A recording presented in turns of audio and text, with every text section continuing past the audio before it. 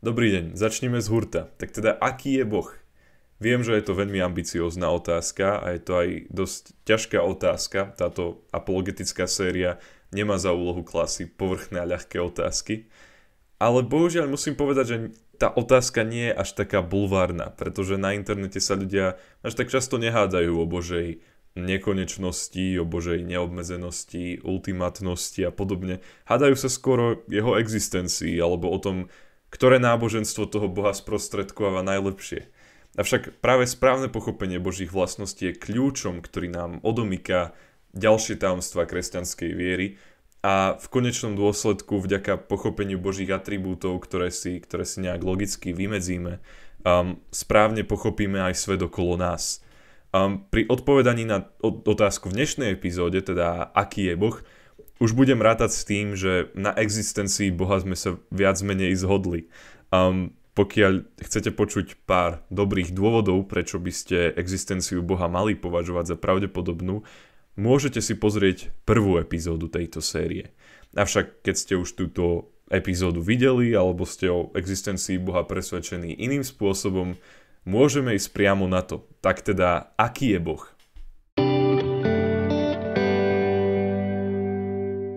Boh je absolútny.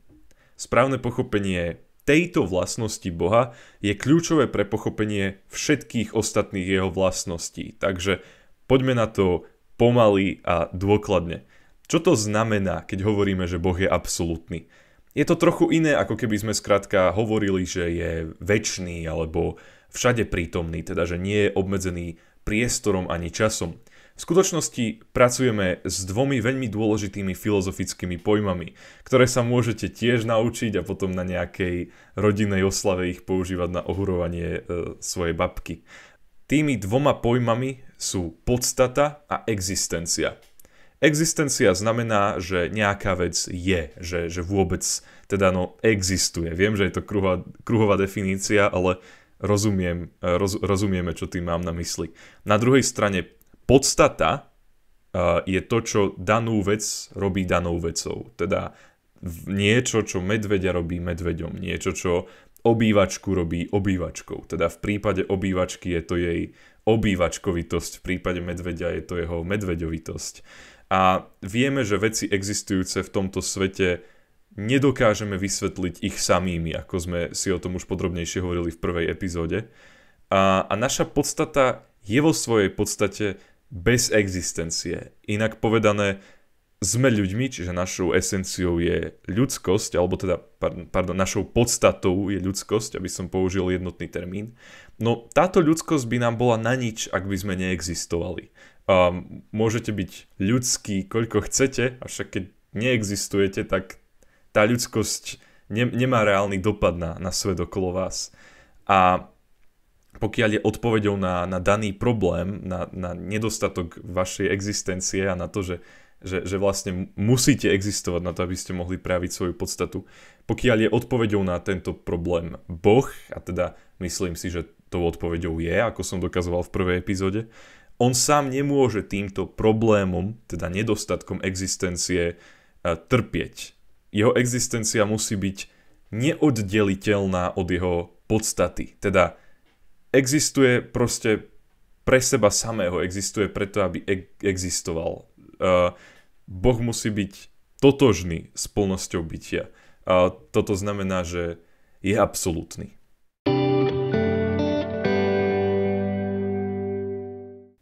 Podobnú logiku použijem pri dokazovaní druhej vlastnosti Boha. Po absolútnosti je to jeho neobmedzenosť. Zistili sme, že vysvetlenie svojej existencie si vyžadujú veci a bytosti, ktoré sú konečné a obmedzené. Avšak Boh, ktorý má slúžiť ako odpoveď na túto otázku, touto konečnosťou a obmedzenosťou nemôže trpieť, pretože inak by, pokiaľ by aj Boh bol konečný a obmedzený, tak by sme potrebovali vlastne ďalšieho Boha alebo ďalšie vysvetlenie. A keďže sa snažíme akoby doputovať na koniec toho reťazca vysvetlení konečných a obmedzených vecí, tak Boh nemôže byť obmedzený. A prijatie tejto Božej vlastnosti je kľúčové pre pochopenie ďalších božích vlastností, ako uvidíme už v ďalšom bode.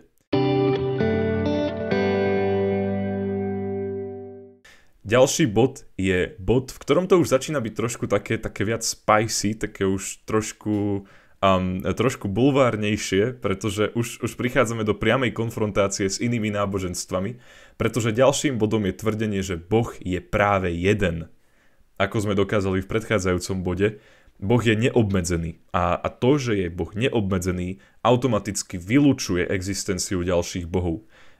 Akýkoľvek ďalší boh, teda nejaká bytosť pôsobiaca na rovnakej úrovni ako ten kresťanský boh, by toho boha obmedzila, čo by sa vylúčovalo s jeho vlastnosťou neobmedzenosti. Preto iný boh nemôže existovať. A mohli ste si všimnúť, že doteraz sme sa pohrávali s nejakou predstavou abstraktného boha, ktorá nebola veľmi konkrétna a veľmi určitá.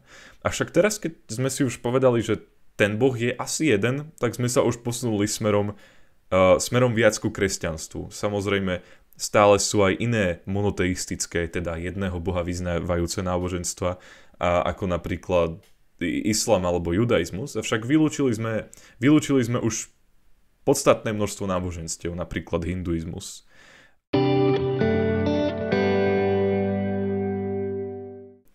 Ďalšou vlastnosťou, ktoré je potrebné dokázať, je to, že Boh je duchovná bytosť. Budeme postupovať veľmi podobne ako pri predchádzajúcom atribúte a to je tak, že poukážeme na to, že Boh je neobmedzený, avšak akékoľvek fyzické telo nejakú bytosť obmedzuje. Preto Boh nemôže mať fyzické telo. Musí byť ako čisto duchovná bytosť. Ďalšou dôležitou vlastnosťou Boha je to, že Boh je nekonečný, teda nie je časovo obmedzený. Totiž všetko, čo podlieha času, sa mení a zároveň všetko, čo podlieha nejakej zmene, tak vyžaduje vysvetlenie tohto vývoja. Prečo sa mení, čo to posúva dopredu a podobne. Ako sme si však dokázali v prvej epizóde, Boh musí byť konečnou odpoveďou na všetko, na existenciu všetkého. Nemôžeme požadovať nejaké vysvetlenie Boha, pretože v takom prípade by to nebol Boh. Boh sa teda nemôže meniť a byť podriadený času, pretože je nekonečný, ako sme si dokázali v jednom predchádzajúcich bodov.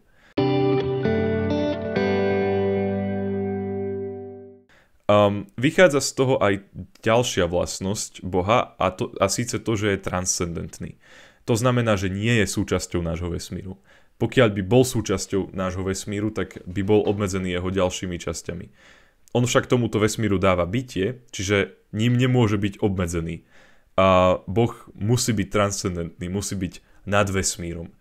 Predstavte si to asi tak, že Hamlet nemôže obmedziť Shakespearea.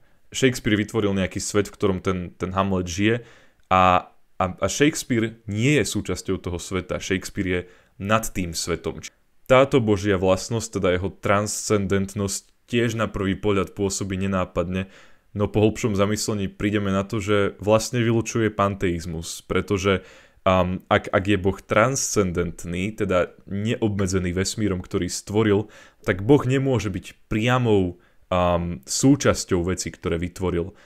Nemôže byť v podstate totožný s vecami, ktoré vytvoril. Čiže náboženstva, ktoré tvrdia, že Boh je nejako priamo podstatne vo všetkom, čo stvoril, tak nemôžu mať pravdu, pokiaľ hovoria o neobmedzenom Bohu.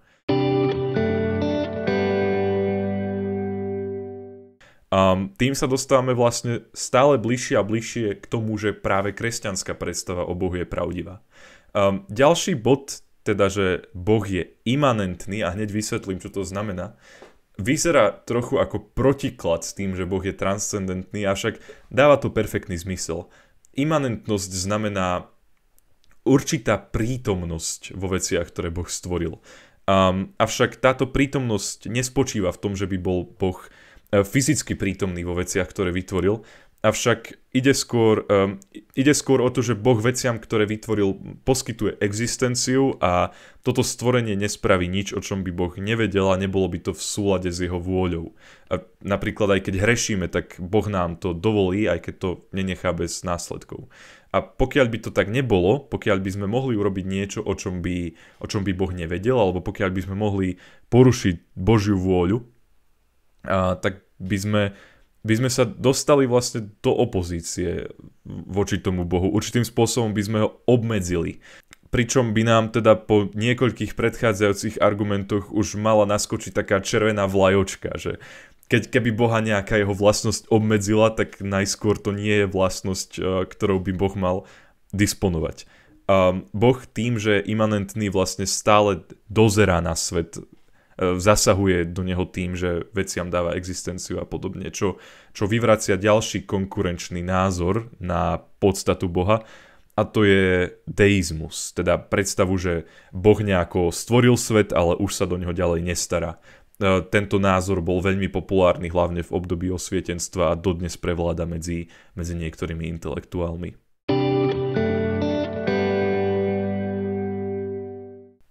Ďalším bodom, ktorý nás celkom poteší, je to, že Boh je inteligentný. A Boha sme si predstavili v prvej epizóde ako tvorcu a udržiavateľa všetkých vecí na tejto zemi. Vytvoril všetko živé aj neživé a tieto veci vytvoril neuveriteľne detailne a dômyselne. Stačí, keď sa zamyslíme nad tým, aký sofistikovaný je vesmír, ľudský mozog, kvantová fyzika a tak ďalej a prídeme na to, že takýto zrozumiteľný svet mohol vytvoriť iba inteligentný tvorca. Pokiaľ teda Boh vytvoril svet, tak je rozhodne inteligentný. Vševediaci a všemohúci.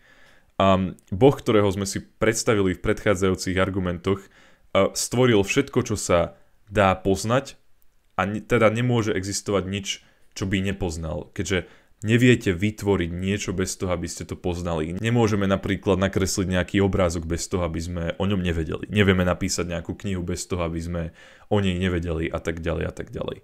A to, že je Boh všemohúci, priamo vyplýva už z predchádzajúceho argumentu, že Boha nemôže nič obmedziť. Keď vás nemôže nič obmedziť, priamo to implikuje to, že vy môžete spraviť všetko. Čiže Boh je nielen vševediaci, ale aj všemohúci. Nič sa nedokáže postaviť proti Božej vôli. Áno, hriech ako taký sa prieči Božej vôli, no Boh nám v tejto oblasti nášho života dovoľuje porušovať jeho vôľu. Čiže v konečnom dôsledku vlastne len plníme jeho vôľu, alebo teda dovoľuje nám porušovať to, čo by chcel, ale nikdy sa nestane to, že by sme si dovolili niečo, alebo že by sme spravili niečo, o čom by Boh nevedel a nedovolil to. To samo o sebe je vlastne skôr dôkazom jeho všemohúcnosti ako nejakým argumentom proti nej. Tak to boli Božie atribúty. Aby som to nejak ešte raz zopakoval, tak dokázal som, že Boh je absolútny, Boh je neobmedzený, keďže sa od neho vyžaduje vysvetlenie všetkého ostatného, čo je obmedzené. Boh je jeden, Boh je duchovná bytosť, Boh je nekonečný, transcendentný a zároveň imanentný, Boh je inteligentný a Boh je vševediaci a všemohúci. Uznávam, že tento Boh, ktorého som predstavil v dnešnej epizóde, je taký nejaký chladný, taký filozofický a taký vzdialený, ale pokiaľ by sme Boha dokázali spoznať čisto z filozofie, tak by sme nepotrebovali Krista. Nepotrebovali by sme jeho zjavenie, ktoré je kľúčové pre kresťanskú vieru a ktorým sa budeme venovať v ďalším epizódam tejto série. Už teraz však vieme, že od Boha závisí naša existencia, naša inteligencia, zmysel vecí okolo nás, existencia týchto vecí a slobodná vôľa. Čo teda považujem za celkom dôstojné. Teším sa na vás v ďalších epizódach. Dovidenia.